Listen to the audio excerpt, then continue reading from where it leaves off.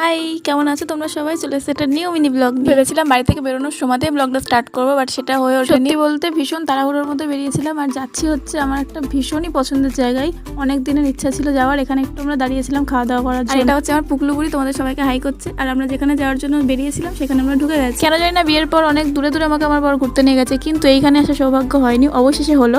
তো আমরাও চললাম মায়ের কাছে। আমার এত দিনের ইচ্ছা পূরণ হচ্ছে, কেন জানি না একটা আলাদাই অনুভূতি হচ্ছিল। আর এই যে আমার পুকলুবুড়িকে দেখো, ঘুম থেকে উঠে ওকে রেডি করানো হয়েছে স্নান টান করে। তো মাথা তো বিগড়ে গেছেই, ঘুম থেকে উঠে ভাবছি আমি কোথায় যাচ্ছি। আমি তো প্রথম থেকে ভীষণ এক্সাইটেড ছিলাম যে কখন মাকে দেখবো। আর এখানে এসে দেখি বিভৎস ভিড়, পা রাখার জায়গা নেই, এত মানুষের ভিড়, বাপরে বাপ। সেদিনকে হয়তো কোনো একটা ভালো যোগ ছিল। তারপর সেই ভিড় ঠেলে অবশেষে মায়ের সামনে গিয়ে পৌঁছালাম, এবং মাকে পুজো দেওয়ার সময় আমার যে কি অনুভূতি হচ্ছিল আমি সেটা কখনোই বলে বোঝাতে পারবো না।